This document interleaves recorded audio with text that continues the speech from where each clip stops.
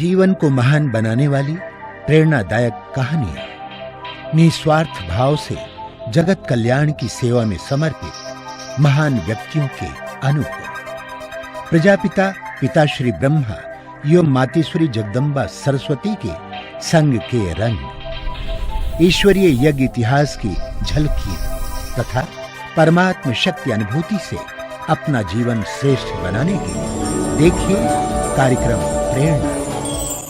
दीपक देता है रोशनी फैलाने की प्रेरणा, फलदायी वृक्ष देता है देने की प्रेरणा, मधुबन देता है महकते रहने की प्रेरणा, महान व्यक्ति देते हैं जीवन जीने की प्रेरणा। आओ प्रेरणा से दें हम सभी को प्रेरणा।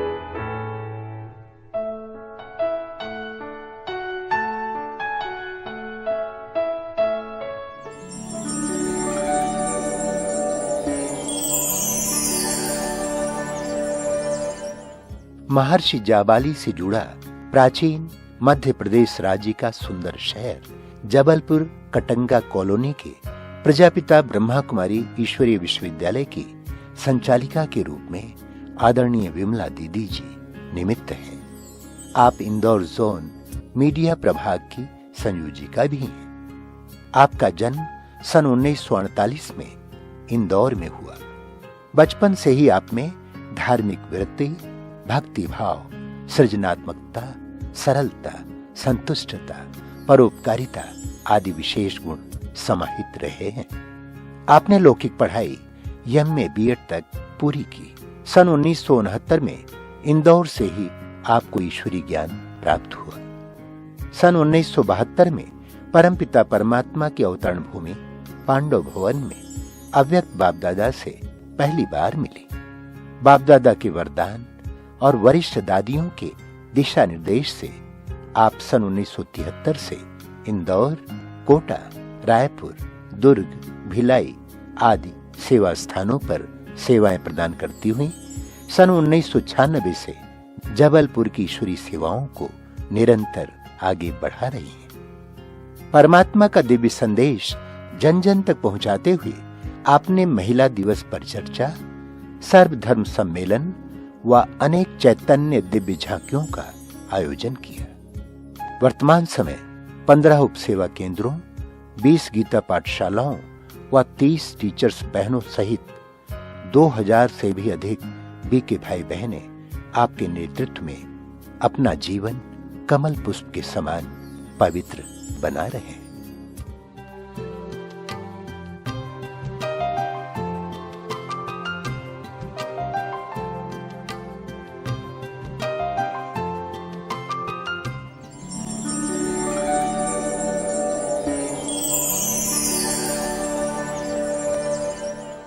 ब्राह्मण परिवार में जन्म होने के कारण बचपन से ही भक्ति के बहुत संस्कार थे।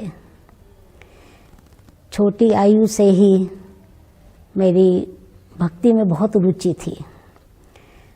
प्रतिदिन कम से कम 1 से लेकर 1.5 घंटा मैं रोज भक्ति करती थी और भक्ति बड़ी निस्वार्थ भाव से की कभी मैंने कुछ मांगा नहीं अपना पर्सनल स्वार्थ के लिए। बस मुझे आनंद आता था, बहुत खुशी होती थी। हाँ, भगवान के मिलने की आश जरूर थी। तो भक्ति करते हुए मैं कई स्थानों पर भी गई, दर्शन भी किए। घर में कथा भी होती थी, वो मैं ही करती थी। छुट्टी के दिनों में रामायण का पाठ करती थी। आसपास के भी बहुत लोग सुनने आ जाते थे। ये मेरी सब स्कूल लाइफ का मैं बता रही हूँ। स्कूल लाइफ से ही मेरी भक्ति में इतनी रुचि थी। सभी कहते इतनी छोटी उम्र में इतना भक्ति में इसका लगन है, इसको इतनी रुचि है। पर एक मुझे बहुत असीम आनंद मिलता था। पढ़ाई करते करते जब मैं बीएड की परीक्षा दे रही थी, बीएड की एग्ज़ाम मेरी होने वाली थी, तो हमारी लौकिक माता जी मुझे सेवा केंद्र पर ले गई, क्योंकि वो कुछ समय पहले से ज्ञान में चलनी शुरू हुई थी। जब मैंने वहाँ का वातावरण देखा, मुझे बहुत अच्छा लगा। एक भाई ने मुझे सारी प्रदर्शनी समझाई। प्रदर्शनी समझने के बाद में ओम प्रकाश भाई जी से मेरी मुलाकात हुई। हमारी माता जी ने मुझे ओम प्रकाश भाई जी से मिलवाया। भाई जी ने देखा कि पढ़ी लिखी बहन है, तो मुझे कोर्स के लिए कहा कि आप 1 सप्ताह का कोर्स लो। मैंने भाई जी को कहा कि अभी मेरी एग्ज़ाम होने वाली है बीएड की, एग्ज़ाम होने के बाद में मैं ज़रूर कोर्स लूँगी। मेरी परीक्षा बीएड की परीक्षा मेरी 30 अप्रैल को पूरी हो गई थी और 5 मई 1969 से मैंने अपना कोर्स चालू किया। मेरा ये भाग्य रहा कि कोर्स मुझे भाई जी ने ही दिया। पहला ग्रुप था जिसको भाई जी ने कोर्स दिया। मैं और मेरी एक फ्रेंड थी, मेरी क्लास फेलो थी, हम 2 और एक डॉक्टर का परिवार था। ऐसे हम 5 लोगों को भाई जी ने कोर्स दिया, ओम प्रकाश भाई जी ने।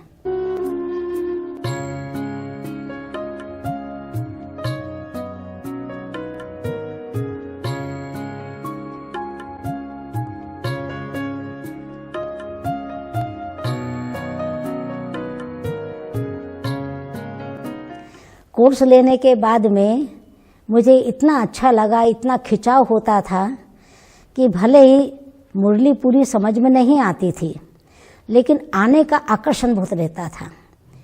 रह नहीं सकते थे आए बिना।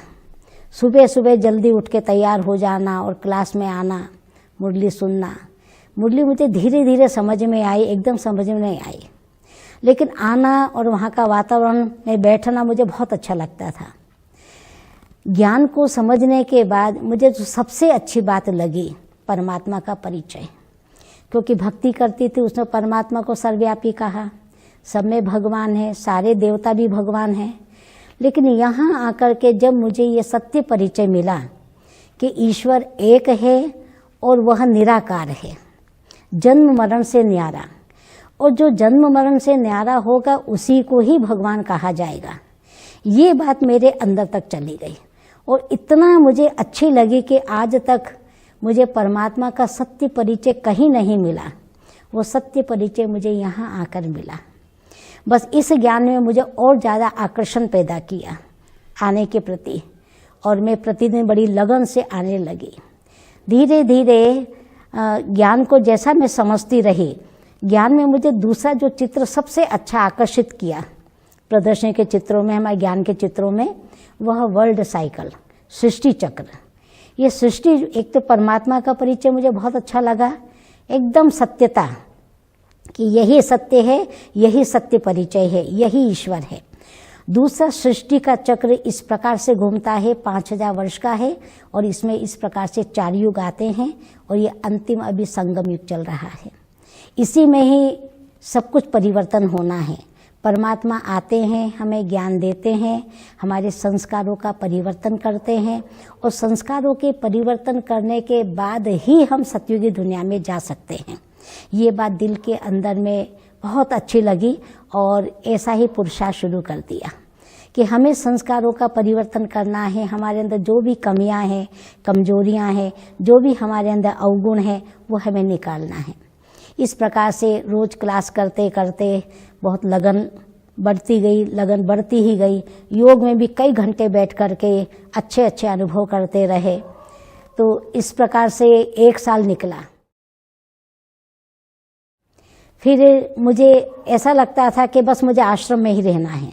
आश्रम का वातावरण मुझे इतना अच्छा लगता था, इतनी इच्छा होती थी बस आश्रम में आकर घर से आश्रम आना, इसके अलावा कहीं जाना मुझे अच्छा नहीं लगता। तो इस प्रकार से मेरा अपॉइंटमेंट भी हो गया, क्योंकि वो अपने आप ही अपॉइंटमेंट लेटर आ गया गवर्नमेंट सर्विस का। तो 7 साल तक गवर्नमेंट सर्विस भी की, क्योंकि एक बचपन से मेरी इच्छा थी टीचर, अच्छा टीचर बनना और पढ़ाना। तो पढ़ाने का मुझे एक बहुत शौक़ था। तो वो शौक़ पूरा करने के लिए मैंने थोड़े समय सर्विस भी की। अपर डिवीज़न टीचर UDT के पद पर मेरी पोस्ट मुझे मिली और 7 साल तक मैंने यह सेवा कर सर्विस की। लेकिन मैं सेंटर से जाती थी, घर से नहीं। बस मुझे सेंटर में रहना अच्छा लगता। तो इस प्रकार से ये नौकरी करते हुए भी भाई जी मुझे बार बार कहते थे कि विमला बहन, बाबा की इतनी बेहद की सेवाएं हैं और आप जैसी कन्याएं की बहुत ज़रूरत है बाबा को सेवा के लिए। आप नौकरी की टोकरी क्यों उठा रही हो? और मुझे वैसे कोई ज़्यादा ज़रूरत भी नहीं थी, लेकिन मेरा अपना शौक़ था कि मुझे पढ़ाने का जो शौक़ बचपन से था, टीचर बन के मुझे पढ़ाना है। वो शौक़ मेरा पूरा हुआ और 7 वर्ष के बाद में फिर मैंने अपनी लौकिक नौकरी से रिजाइन दे दिया, त्यागपत्र दे दिया और पूर्ण समर्पित रूप से मैं सेवा केंद्र पर रहने लगी। इस दौरान 5 वर्ष रायपुर में भी रही। कमला बहन जी के साथ में रह करके बहुत सेवाएं की, बहुत उनके जीवन से भी बहुत मैंने सीखा। और उसके बाद में फिर भाई जी ने मुझे इंदौर ओम शांति भवन में बुला लिया सेवाओं के लिए। 14 साल भाई जी के साथ इंदौर ओम शांति भवन में रहकर सेवाएं की और इस दौरान बहुत सेवा की बारीकियां और सेवा की बहुत सूक्ष्म बातें, बाहरी सेवा कैसे करते हैं, सारी जानकारियां मुझे भाई जी से ही मिली।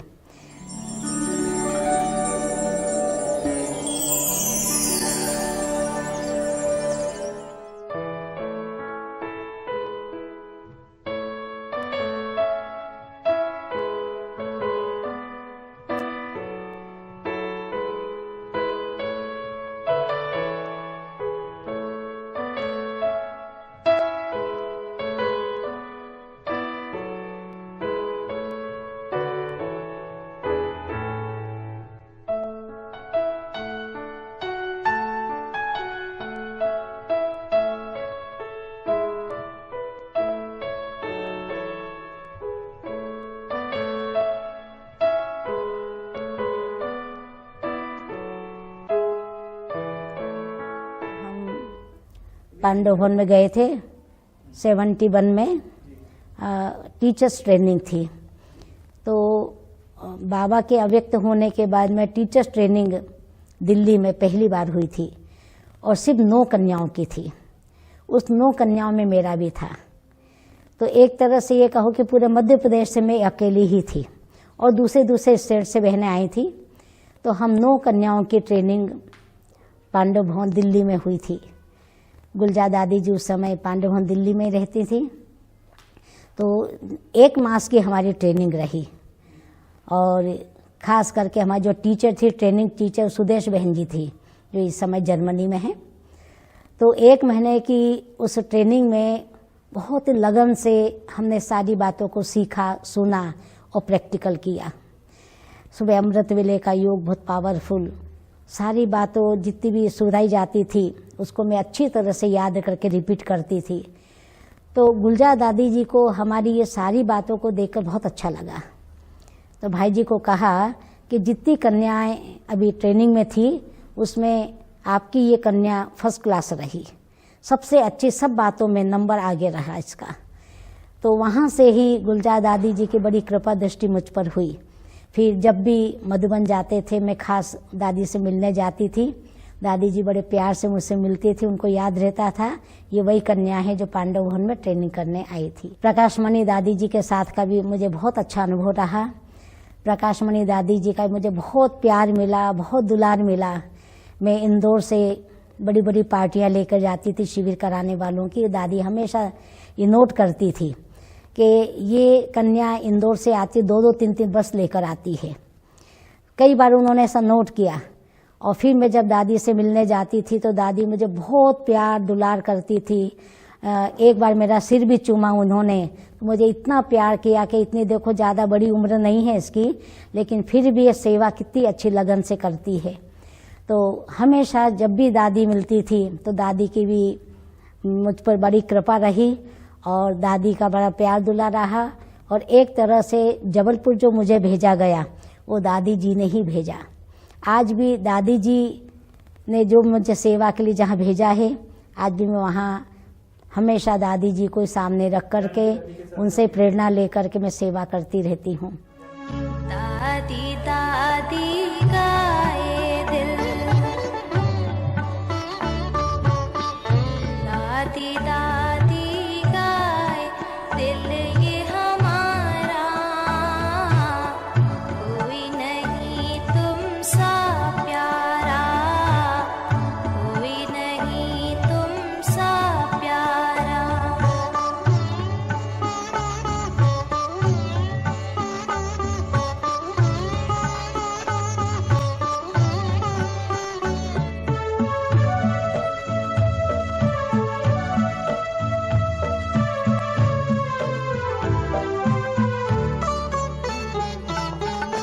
कितनी भोली है निराली माँ तेरी सूरत, सबसे अनोखी तेरी अदा है और तेरी मूरत। तू ही दुर्गा, तू ही लक्ष्मी, तू ही दुर्गा, तू ही लक्ष्मी, तेरा प्यार है न्यारा, कोई नहीं तुम सा प्यारा, कोई नहीं तुम सा प्यारा। शुरू से ही एक तो मुझे किसी को ज्ञान देने का बहुत शौक रहा। कोर्स कराना, प्रदर्शनी समझाना, ये मेरी शुरू की रुचि थी। जब तक मुझे 2-3 ग्रुप कोर्स के नहीं मिलते थे कोर्स कराने के, तो मुझे जैसे बड़ी बेचैनी होती थी। और कोर्स में इतना लगन से किसी को देती थी जैसे मैं खुद डूब जाती थी देते देते। उसका रिजल्ट ये होता था कि कोर्स दे करके काफ़ी बाबा के बच्चे बने ही जाते थे, मेजॉरिटी बाबा के बच्चे बने ही जाते थे। तो ये मेरी एक तरह से हॉबी रही ज्ञान सुनाने की। और उसके बाद में फिर दूसरी मेरी हॉबी योग में अनुभव करना। ऐसे योग नहीं करना, अनुभव का लक्ष्य लेकर के ही योग करना। और आज भी मेरा यही लक्ष्य रहता है कि मैं योग में बैठ कर के अनुभव जरूर करूं।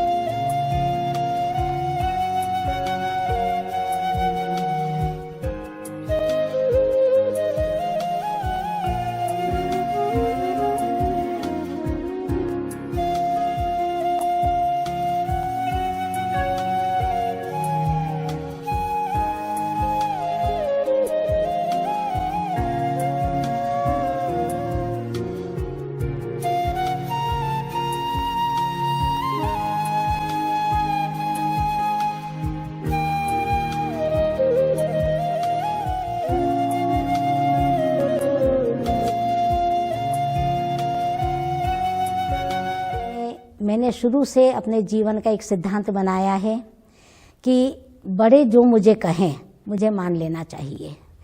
दूसरा, बड़ों की आज्ञाकारी बनकर रहने में मेरा कल्याण है, ये मैंने कई बार अनुभव करके देखा। दूसरा, जो मैंने अपने जीवन का एक नियम बनाया है, संतुष्टता। जीवन में संतुष्ट रहना, जो मिल रहा है, जितना मिल रहा है, उससे कोई शिकवा शिकायत नहीं करना, क्योंकि बाबा को जितना मुझे देना है उतना ही बाबा मुझे देगा, और ये बाबा जो दे रहा है वो हर एक का ड्रामा में वैसा ही पार्ट है, उस अनुसार ही उसको मिलेगा। इसलिए जीवन में हर परिस्थिति में जो है जैसा है उसमें संतुष्ट होकर अपनी लगन को कहीं किसी बात से कम नहीं करना, किसी बात में निराश नहीं होना और संतुष्ट होकर के रहना और सबको संतुष्ट करना, ये मैंने अपने जीवन का एक मूल मंत्र बनाकर रखा।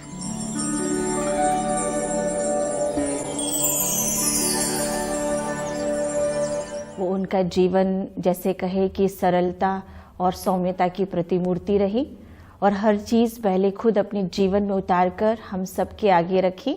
एक प्रकार से दीदी जी का जीवन धारणाओं से संपन्न रहा। आदरणीय विमला बहन जी को मैंने ऑलराउंडर सेवाधारी के रूप में देखा है। यहाँ 1000 से अधिक रेगुलर स्टूडेंट्स हैं, विभिन्न प्रकार के वैरायटी ग्रुप्स हैं।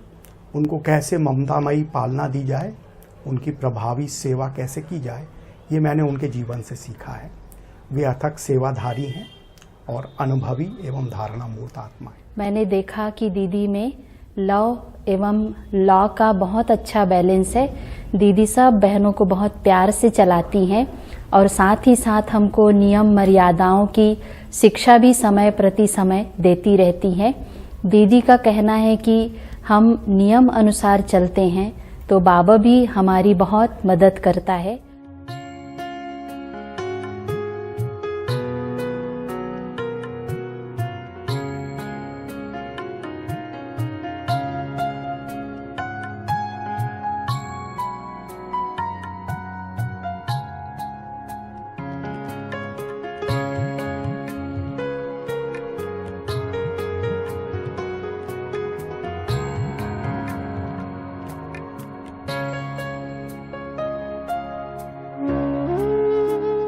इनमें मैंने लव और लॉ का बैलेंस देखा। जहाँ पे शक्ति एक माँ के रूप में दिखानी है वो दिखाते हैं, और जहाँ प्यार देना है वो इतना प्यार देते हैं कि आपसे वो सहयोग आसानी से करने लायक बना देती हैं। अभी तक जैसे हमने सुना था कि सादा जीवन उच्च विचार होना चाहिए, लेकिन दीदी के साथ में रह कर के मैंने देखा कि हम कितने सिंपल रह कर के अच्छा सोचने से हम बाबा के कार्य में बहुत ही अच्छी रीति से सेवा कर सकते हैं। और दीदी जी के अंदर देखा कि जो बाबा कहते एक बल एक भरोसा होना चाहिए, दीदी सदा ही एक बल एक भरोसा होकर के बहुत ही दृढ़ता से बाबा के कार्य में जो सेवाएं करते हैं उन सब से बहुत ही प्रेरणाएं हमें मिलती हैं। और उन्हें बहुत जहाँ भी मुझे प्रॉब्लम आई है उन्हें बड़े प्यार से ज्ञान को समझाया है, और मुझे इसी सेंटर में बड़ी अच्छी ईश्वरीय अनुभूतियाँ भी हुई हैं। और बहन जी के सानिध्य में और उनके नेतृत्व में पूरे इस सेंटर में ही हमें बहुत पारिवारिक सुखद अनुभूति हुई।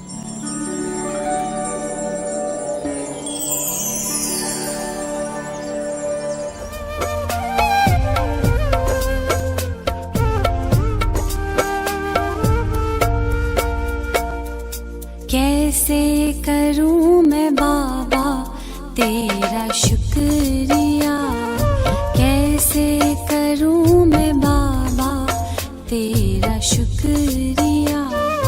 झोली भर दी खुशियों से, झोली भर दी खुशियों से, सारा मेरा दुख लिया। कैसे करूं मैं बाबा तेरा शुक्रिया, कैसे करूं मैं बाबा तेरा शुक्रिया।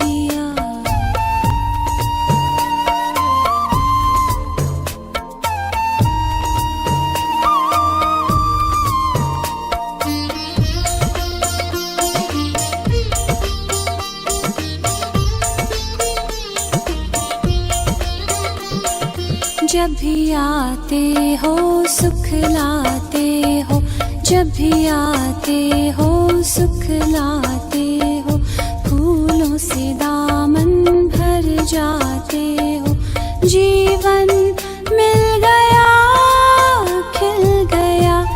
ओ कैसे करूं मैं बाबा तेरा शुक्रिया, कैसे करूं मैं बाबा तेरा शुक्रिया।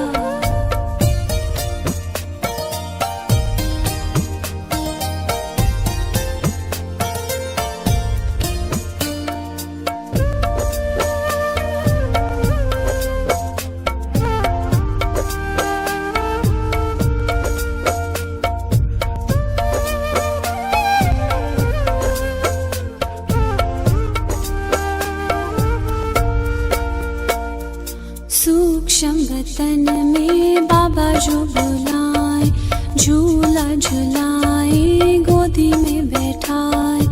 सूक्ष्म वतन में बाबा जो बुलाए, झूला झुलाए गोदी में बैठाए।